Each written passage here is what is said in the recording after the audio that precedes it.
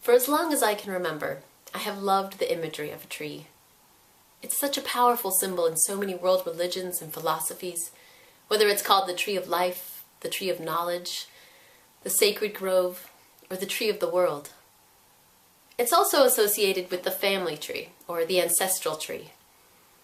I love the image of the individual at the center like a trunk, and the lines of each generation stretching upward like the branches. I could also envision it as a web of names that roots the trunk, and the future generations are the branches. But however you envision it, it's true that each of us belongs to one of these trees. Each of us has a people. For some, the ancestral tree represents traditional bloodlines, genetic relatives that stretch back. But some people don't know who their ancestors are. Some people only have limited information. That not knowing can be very painful. It's innate to want to know where we come from. But our ancestral tree doesn't have to be limited by genetics.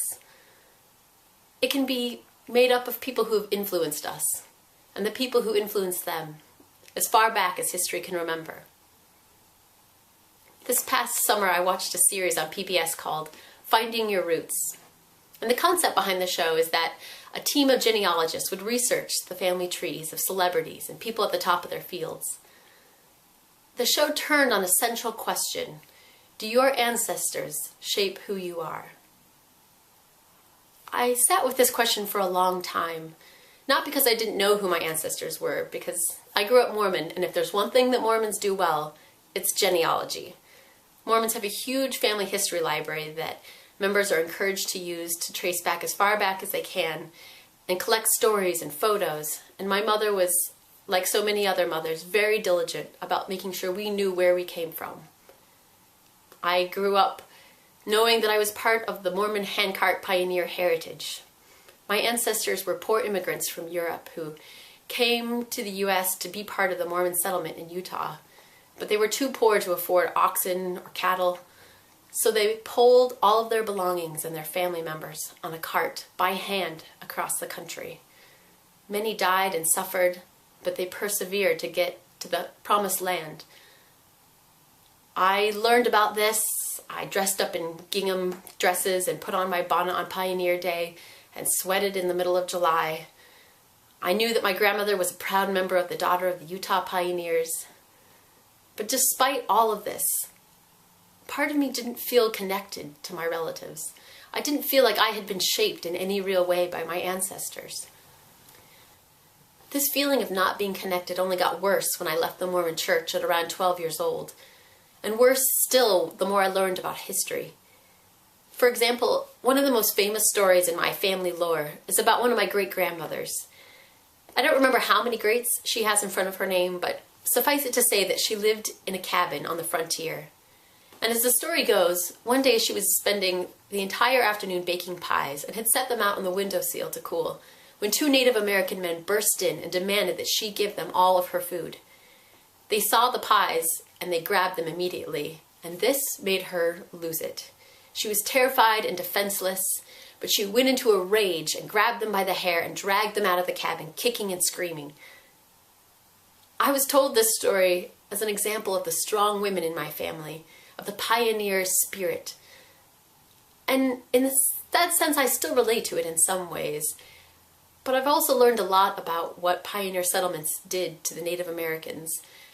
And I've realized that my family history has as much shame as pride, as much darkness as heroism.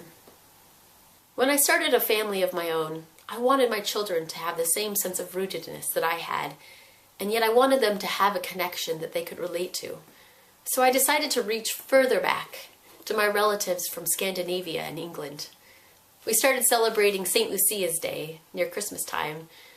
We started baking evilskivers on my grandmother's evilskiver pan, and we opened English crackers on Christmas Eve. I even started including some of our influential ancestors. I wanted my children to learn about the long line of UUs and social justice advocates that I hope to emulate and that I hope they will emulate someday. Despite all that I had done to help my family feel more rooted and more connected to our people, there was still something missing, a thread that connected me to the entirety of my ancestry and not just part of it. I didn't know how to find that until I watched the very last episode of Finding Your Roots. They interviewed 2 religious leaders, a Christian minister and a rabbi, and looked at their ancestors and their religious lives to see how it might have impacted what they had become. They'd found that while not all the ancestors shared the same beliefs and practices that they were practicing, they still shared that common fervor, that desire to lead a spiritual life. And I realized the same was true for me and my family. I had nothing in common with my Mormon pioneer heritage. I didn't believe anything that resembled Mormon beliefs. And yet, I did have that same desire to lead a spiritual life as a Unitarian Universalist. And I decided to go to seminary and become a minister.